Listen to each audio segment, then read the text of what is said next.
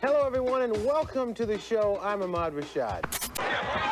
Here is Ahmad Rashad checking into the Sixers lineup, replacing Hersey Hawkins. Now, this isn't all serious now. I would like to send this message to her. Felicia, would you marry me? Ahmad Rashad. Unbelievable. Nowadays, he's most known for his work as an NBA broadcaster and overall sports TV personality. A man whose friendship with Michael Jordan landed him some of number 23's most memorable interviews. Do you have a gambling problem? No, I enjoy it. It's a hobby. If I had a problem, I'd be starving. I'd be hawking this watch, my championship ring. And who would eventually host NBA Inside Stuff, as he is cemented as a beloved and respected presence in the basketball world. But what seems to be getting lost to history is that Ahmad Rashad enjoyed an all-pro NFL career before all of this. Rashad was an NFL receiver who prided himself on being as well-rounded as possible by honing his route running on short, medium, and long pass plays, and playing fearlessly, often willing to give his body up across the middle for the tough catches. Yet even though he excelled as a receiver, that's not how he started.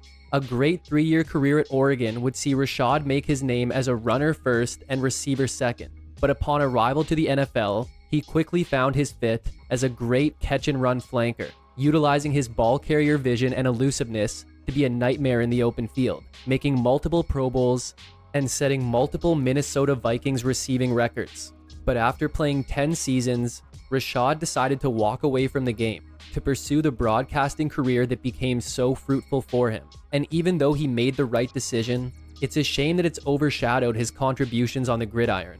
Let's jog your memory. But before we get started, for historical accuracy, I'll be referring to Rashad as Bobby Moore for the portion of the video which covers his time spent with his birth name.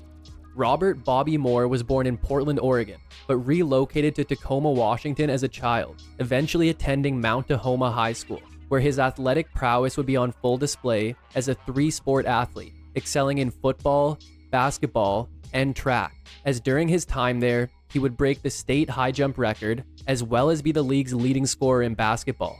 But football was his bread and butter, and it would ultimately get him a scholarship, which allowed him to return to Oregon to suit up for the Oregon Ducks. But this was 1968, and the NCAA still abided by a rule which prohibited true freshmen from playing, so fans had to wait until the 69 season. But Moore quickly showed that he was worth the wait.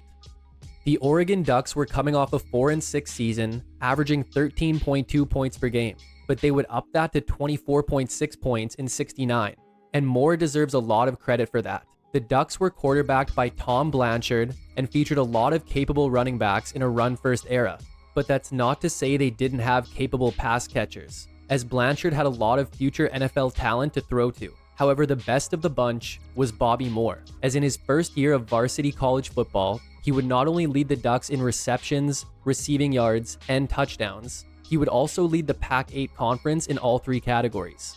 And he was versatile, as he would rush for 5 more touchdowns on the ground and average nearly 8 yards a carry, leading to him being named first team All Pac-8 as the only sophomore given the honor.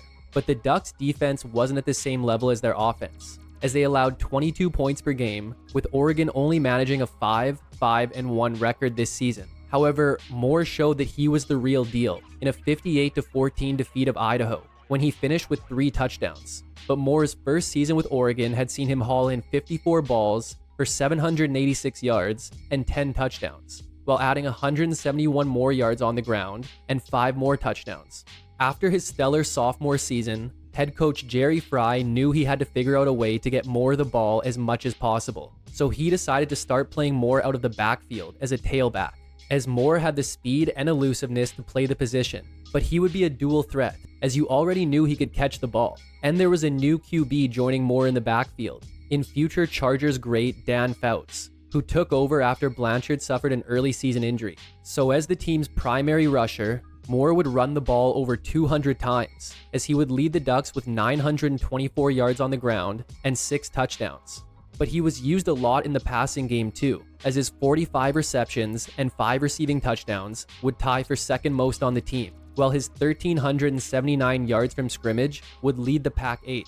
with Moore again receiving an all-conference selection. It was a slow start for Oregon as they lost 2 of their first 3 games. But after this, they would win 4 straight, which included a historic comeback versus number 15 UCLA, when the Ducks came back from a 40-21 fourth quarter deficit to win the game by 1 point, as Moore hauled in 2 touchdown receptions in the fourth. Then 2 weeks later, the Ducks would outlast 10th ranked USC, as the now 5-2 Ducks would be ranked number 16 in the nation, but they would crumble down the stretch, going 1-2-1 to finish at 6-4-1. Additionally, 1970 had seen Moore get in some trouble, as in early November, he was arrested and charged with entering a motor vehicle with intent to steal, which would lead to him being suspended for the Ducks' November 7th game versus Air Force, which they would win. And then the charge would be reduced to a misdemeanor, with Moore given probation just a couple months later. But in the 11 games he did play, Moore rushed for 924 yards and 6 touchdowns, while adding 45 receptions for 455 yards and 5 more touchdowns. By the time his senior year rolled around, Moore was widely accepted as one of the best players in college football, with one coach referring to him as the greatest back in the country, and a pro scout saying that he was a more exciting prospect than OJ Simpson, due to him being a touchdown threat on every play. Moore continued to amaze, as this season would see him lead the Pac-8 in rushing yards and yards from scrimmage. He would see his receiving numbers drop slightly, but that was more so due to his own and Oregon's overall effectiveness as a running team. But Moore would still be a top 3 receiver on the team. The Ducks had an offense that could compete with anyone, but they would finish with a mediocre record due to their defense being a step behind and playing one of the hardest schedules in the country, with 3 of their first 4 opponents being ranked in the top 15.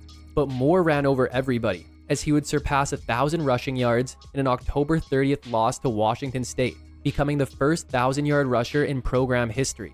The Ducks would manage a 3-game winning streak mid-season, which included a victory over number 18 Washington, but that would be their peak, as they would lose 3 of their final 4 games to end the year at 5-6, with Moore ending his senior season with a then-program record 1,211 yards on the ground and 7 touchdowns, along with 32 receptions for 324 yards and 3 more touchdowns. So Moore's time at Oregon was over, ending his college career as the Ducks' all-time leader in rushing yards, even though he was only a full-time running back for his final 2 college seasons, as well as their all-time receptions leader, and finishing with the most total touchdowns in program history. So it was no shock that Moore was one of the most coveted prospects going into the 1972 NFL Draft. Moore would be drafted 4th overall to the St. Louis Cardinals in a move that surprised him, as he would say he never talked to St. Louis leading up to draft day. The Cardinals were coming off a 4-9-1 season, and while they weren't at the top of the league on either side of the ball, their defense, led by Larry Wilson, was their strength. St. Louis had been one of the league's best passing offenses last year, but injuries led to a lot of QB instability, as this season would see 3 quarterbacks play in at least 5 games, with no one cracking 900 yards. And on the ground, they were dead last in rushing yards and yards per attempt. So while the rookie Moore wasn't exactly a volume receiver in year 1, he was definitely a big play threat, as even though he finished the year with just 29 receptions, he had 500 receiving yards, with his 17.2 yards per reception leading the team. Moore would appear in all 14 games, with his best game coming in a Week 4 victory over Minnesota, when he had 4 catches for 67 yards and 2 touchdowns. And then late in the season, he had his first 100-yard game, when he hauled in 2 passes for 113 yards in a win over LA, which included Moore setting an NFL record for longest catch without a touchdown, when after a 98-yard catch and run, he would fall a yard short from the end zone. Moore primarily played receiver, but he would also record a career-high 9 rushing attempts. But he was plagued by difficulty to hold on to the ball, as he would also cough up 5 fumbles this season. And unfortunately, even with the addition of arguably the most dynamic player in the draft, the Cardinals still had one of the league's worst offenses, which resulted in another 4-9-1 finish, as Moore wrapped up his rookie year with 29 catches for 500 yards and 3 touchdowns, along with 44 more yards on the ground. But almost inexplicably, Moore would see a decrease in his role in 1973. The Cardinals had a new hiring in first-year head coach Don Coryell, who brought with him his Air Coryell offense, aka a receiver's dream. But there was one receiver who was living a nightmare, and that was Moore, who was now known as Ahmad Rashad. Rashad had studied the Islam religion during his senior year in college, but it was over the summer that he would decide to convert and change his name. But Rashad almost immediately fell out of favor with the organization, and he would say this demotion coincided with his name change. Although Rashad didn't have the greatest rookie season, he was still just 23 when this season began, with all the potential in the world. Yet he would start the season on the bench, behind Mel Gray on the depth chart, and would then be shifted to running back, as he wouldn't even see the field in the Cardinals' first game of the year, then would come off the bench over the next 3. And it was easier to keep Rashad on the bench, as rookie Terry Metcalf was having a breakout first year. So with the Cardinals sitting at 2-2, Rashad had just 4 receptions for 54 yards, and was even being booed by his own fans. But as the frustration grew, he gave St. Louis an ultimatum: play me or trade me. So the Cardinals chose the former, and in his first true opportunity, he would haul in 5 passes for 104 yards and 2 touchdowns in a Week 5 loss to Philly. He would have one more solid performance in a Week 9 loss to Green Bay, when he had 6 catches for 90 yards and a touchdown. But aside from that, he only cracked 30 yards receiving in one other game. And while Rashad did have one more reception than last year, his receiving totals were down by nearly 100 yards, which is not what you'd expect from a great receiver on a Cardinals team who finished as a top 5 passing offense in the league. But they still lacked a rushing attack and had seen a decline in their defense, once again finishing with a 4-9-1 record, as Rashad's second year had seen him haul in 30 passes for 409 yards and 3 touchdowns, while not receiving any carries.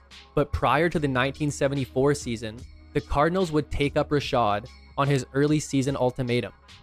In late January, the Cardinals sent a 24-year-old Rashad to Buffalo for backup QB Dennis Shaw, straight up, which Howard Cosell would eventually call the steal of the century, which is fair, seeing as how Shaw played 2 seasons for St. Louis and threw for 61 total yards. And allegedly, upon arrival in Buffalo, team doctors told Rashad that St. Louis had been saying he had mental problems. And also Rashad would say that Coryell had told him that he had changed since Coryell's arrival. But in Buffalo, Rashad felt more accepted by coach Lou Saban and the entire Bills coaching staff, which made him want to perform better. And he would. Buffalo was coming off a 9-5 season, and while Rashad could play running back, that was the last thing the Bills needed, as they already featured 6th-year superstar OJ Simpson, who was coming off the first ever 2,000-yard rushing season in NFL history. So Rashad became a top receiving target for quarterback Joe Ferguson, and formed a good receiving duo with J.D. Hill, as Rashad would finish as the team's reception leader while finishing second to Hill in receiving yards and touchdowns. Simpson was great, but was nowhere close to the production of last season, and even with the addition of Rashad, the Bills remained run first with one of the worst passing offenses in the league. However, Rashad would win over the fans early, as a Week 1 defeat of Oakland would see Rashad catch 5 balls for 68 yards and 2 touchdowns, with his second being the decider in the final seconds. And in Week 8, he would have a huge 8-catch, 115-yard, and 1 touchdown stat line in a 1-point defeat of New England, as this marked the 4th of 6 straight wins. But after this, the Bills would win just 2 of their final 6 games, to finish with another 9-5 record, but they would get a spot in the divisional round versus Pittsburgh. Yet Rashad would record just 1 reception for 25 yards, while the Bills' defense was completely outmatched in a 32-14 loss. And Rashad's first year in Buffalo had seen him catch 36 balls for 433 yards and 4 touchdowns. But once again, Rashad wouldn't be on the field come the start of next season. This time, it was injury that kept Rashad on the sidelines, as a knee injury suffered before the season opener would keep him out for all of 1975. But come 1976, Rashad was no longer a Bill. He had played out his contract option and became a free agent, and would then sign with a new expansion team in Seattle called the Seahawks. And while it was a great story of Rashad returning close to home to star for the new team, it quickly became deja vu, as Rashad would say that when training camp opened, it felt like he was back in St. Louis, and he was miserable. And after a blow-up with assistant coach Jerry Rome, Rashad would get the news that he had been traded to the Vikings. But Rashad was ecstatic, because he was going to play with Fran Tarkenton. And just an interesting addition to this is that in 1978, Seattle actually compensated Buffalo with a draft pick for signing Rashad due to feeling a moral obligation, even though Rashad never even appeared in an exhibition game for the team. So Rashad was joining a Vikings team who had been one of the best in the NFL throughout the 70s, with an offense led by the scrambling Tarkenton and the tough-running Chuck Foreman, and a defense led by their aging Purple People Eaters defensive line. And if there were any worries about the health of Rashad's knee, his first year as a Viking would remove any of them. Rashad had the best season of his career up to that point, with career highs in receptions and receiving yards, as he and rookie receiver Sammy White made up one of the league's best receiver duos. Rashad would have 2 games with over 100 yards receiving, but it was his consistency which showed his overall improvement, as in the 13 games he played, he would record at least 60 receiving yards in 6 of them, as he would play a huge part in Minnesota's top 10 offense. And now Rashad finally had an elite defense on the other side of the ball, as the Vikings would finish atop the NFC with an 11-2-1 record, which led to a divisional round matchup with Washington. Minnesota would ride their ground game to a 15-point win, as they had 2 players rush for over 100 yards and didn't do a lot of passing, as Rashad had a single catch for 35 yards. The NFC Championship brought the Rams, and again, after getting out to a big lead, the Vikings would rely on their rushing attack to control the game and the clock, as Rashad would haul in 3 receptions for 28 yards in a 24-13 win. And now the Vikings were headed to Super Bowl 11 to take on the Raiders, but Oakland was ready, holding Minnesota to 71 yards on the ground as they got out to a 19-0 third quarter lead. Rashad would have 3 receptions for 53 yards as Minnesota tried to pass themselves out of it, but the Raiders' D was on point as the Vikings lost 32-14, with Rashad's first season in Minnesota ending with him catching 53 balls for 671 yards and 3 touchdowns. The Vikings were aging and would see a decline in their offense and defense this season, yet were still one of the league's better teams. Foreman continued his star play, but a 37-year-old Tarkenton had one of the worst seasons of his career before breaking his leg in Week 9, as the Vikings would go through 3 different quarterbacks this year. But luckily for them, they had Rashad and White to get the ball to. The 2 receivers would combine for nearly 1,450 yards, with Rashad leading the team in receptions for the 2nd straight year, even finishing top 5 in the NFL in that category. The Vikings were 6-3 after the Tarkenton injury, but were fighting with Chicago for the NFC Central crown. And after going 2-2 in the 4 games post-Tarkenton injury, Rashad would go for 7 catches, 121 yards, and a touchdown in a close Week 12 defeat of San Francisco.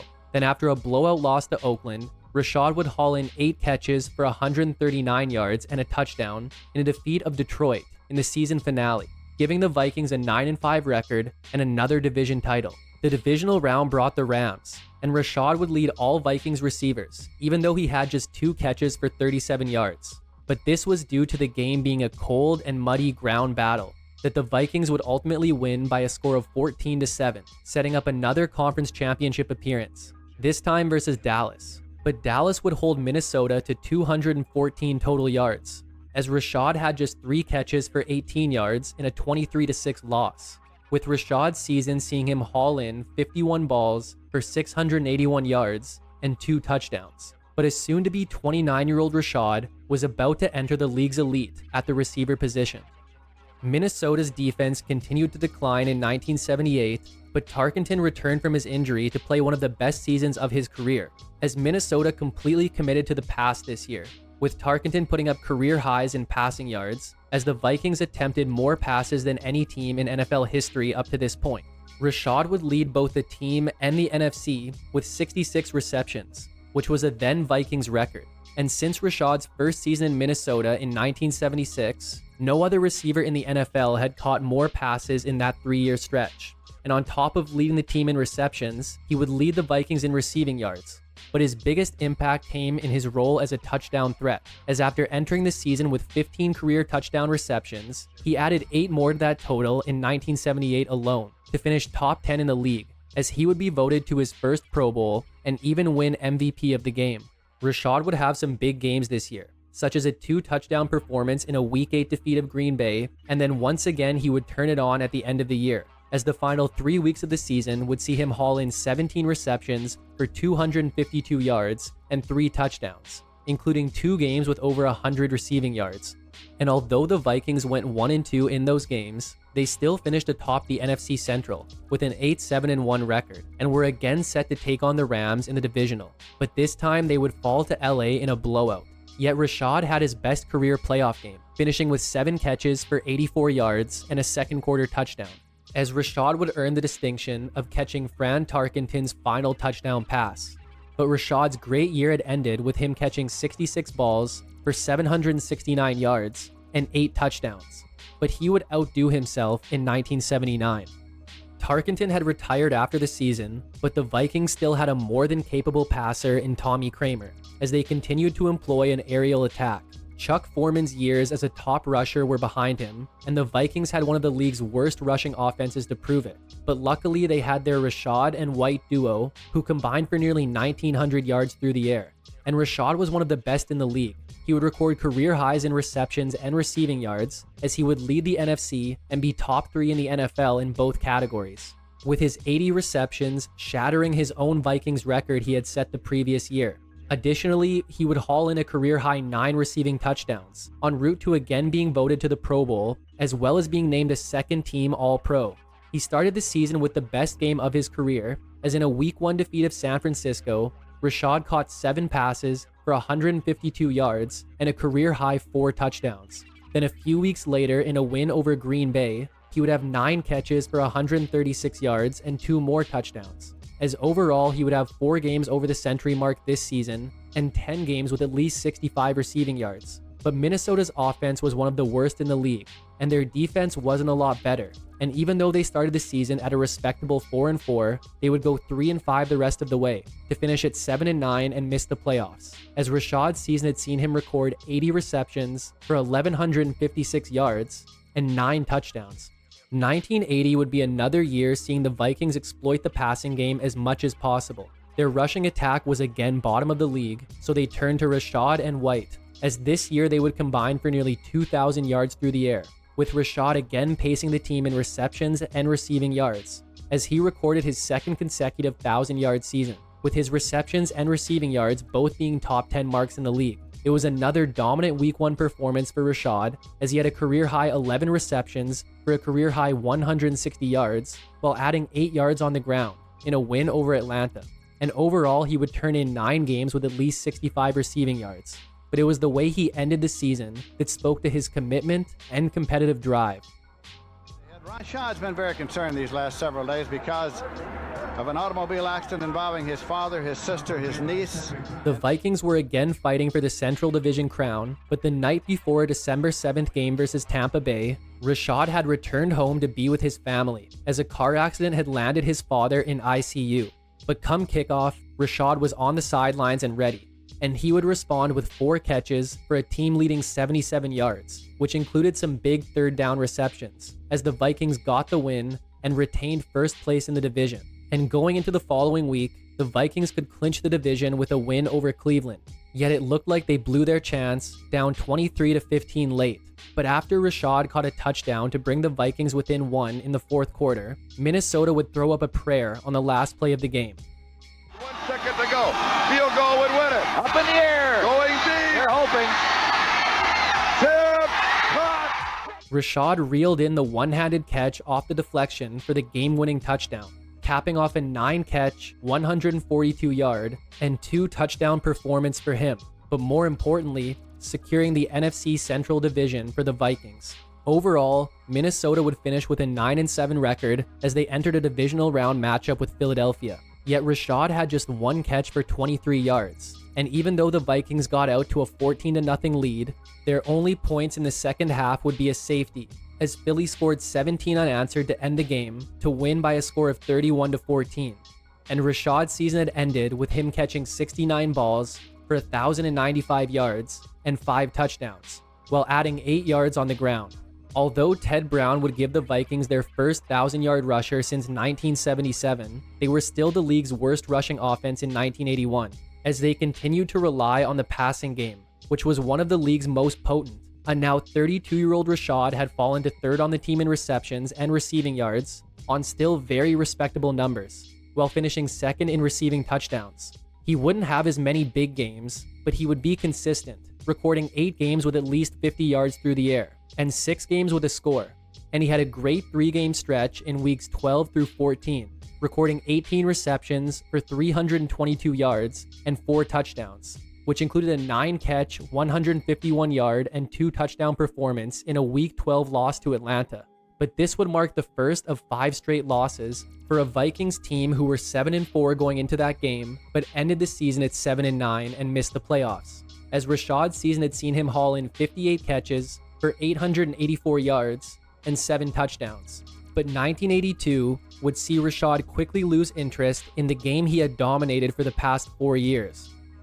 Rashad was a team captain to begin the 82 season, and over the first 2 weeks would record a combined 2 catches for 10 yards, as the Vikings were 1-1. But then the NFL players' strike hit, so for a couple months, the players weren't playing, and it was during this time when Rashad made the announcement that he would be retiring after the season to pursue a career in broadcasting, as he wanted to be able to retire with his health and walk away while still at the top of his game. And the transition to broadcasting wasn't anything new, as he had already been doing local and national sports reporting and guest announcing for some time.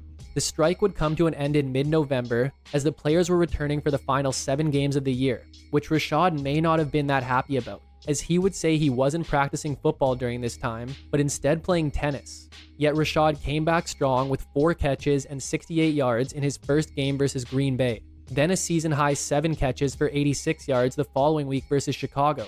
But then in a December 19th win over Detroit, Rashad would suffer broken bones in his back, ending his season prematurely for a Vikings team who finished 5-4 and lost to Washington in the divisional, as Rashad's final season had seen him catch 23 passes for 233 yards. So Rashad retired as statistically a top 20 receiver to play the game, and the Vikings' career leader in all major receiving categories. And that's pretty impressive for someone who would say that football had never been his #1 priority, but his career in sports was far from over, as it was really just getting started. Rashad would go on to cover the NFL, NBA, and MLB in the years following his retirement, with his first major gig being when he joined NBC Sports as an NFL commentator, and would eventually work as an anchor during the 1988 Seoul Summer Olympics. But it was the following year that his career really took a jump, after NBC reached a broadcasting agreement with the NBA, and Commissioner David Stern came to Rashad with an idea for a basketball show that he felt Rashad would be perfect for. Come 1990, Rashad would be back in a professional sports uniform, suiting up for a Philadelphia 76ers preseason game versus the Timberwolves to promote an upcoming show he would be hosting. And in the game, he would make his only shot before announcing his second retirement afterwards. And while this was a memorable promo, the show he was promoting would become one of the most popular and memorable basketball shows of all time. Just like we've been working on all day long. One last time, let's get it right. 1, 2, 3. Now that's the inside stuff. NBA Inside Stuff, which was a groundbreaking Saturday morning programming, would cover what happened over the past week in the NBA, including highlights, important stories, behind-the-scenes footage, and even exclusive interviews. As throughout the 90s, it was the ultimate honor for a player to have a segment on Inside Stuff, as it was a legitimate sign of truly having made it in the NBA. Rashad would host or co-host the original Inside Stuff for its entire 16 years on the air. And when Rashad had accepted Stern's offer way back in 1989, he would recognize this as an opportunity to take a major step in his career, as he never wanted to be a one-dimensional analyst. And on top of being made the show's main host, the NBA had also offered him the role of managing director and executive producer, as he had full creative control. So throughout the 90s, Ahmad Rashad became synonymous with the NBA. With his lighthearted personality and great smile, Rashad took over the NBA airways, specifically earning a reputation for his exclusive in-depth interviews with Chicago Bulls star Michael Jordan, due to their close friendship off the court, a relationship that he attributed to being forged by Rashad's ability to relate to Jordan and other NBA athletes due to being a professional athlete himself, as well as a mutual respect between him and the NBA stars, as Rashad wasn't just an NFL player, he was an NFL star, and this led to a league-wide respect for Rashad, as over the next 2 decades, he continued to land interviews with the NBA's biggest names. Even at his peak, his on-air career extended further than the NBA, making appearances on many different sports panels and even guest starring on a variety of TV shows. but it's his legendary NBA broadcasting career which has garnered him the most acclaim and made him a beloved sports icon throughout his more than 50 years as a sports personality, still remaining active in the sports world well into his 70s. And when it comes to sports in general, and especially basketball, Ahmad Rashad and forgotten is a complete oxymoron. But it's a shame how little you hear his name in the NFL space, as he was one of the best receivers and players in the 1970s. His career started rocky, but the talent was always there. And once he got into a good situation in Minnesota, he became a perennial Pro Bowler and was part of some of the most memorable moments in Vikings history. He's likely more appreciated by Minnesota fans, but as a whole, the NFL seldom recognizes his career for how good it was. And maybe it's because a lot of his records were quickly broken by Sammy White, or maybe because the Vikings later featured two of the best receivers in NFL history in Chris Carter and Randy Moss. But Ahmad Rashad was a dominant player from his first year at Oregon, who almost treated football as one of many hobbies. So one can only wonder what his career may have looked like if he was completely committed to the gridiron. But upon entering the booth, he was clearly where he wanted to be, and was handpicked by David Stern to not only kick off, but to create what became one of the most beloved basketball shows of all time, and earn him the respect of generations of basketball greats. He was still playing at the highest level when he walked away from the NFL, but no one can criticize his decision to pursue broadcasting, as it seemed like a match made in heaven, and will no doubt lead to his immortality in the basketball world. But that's it for today's episode on Ahmad Rashad. Hope you enjoyed it, and make sure to subscribe for more videos like this one. If you liked it, check out this one on another player who spent his best years in Minnesota, or this one on another great receiver who suited up for the Buffalo Bills. Thanks for watching, and see you next time.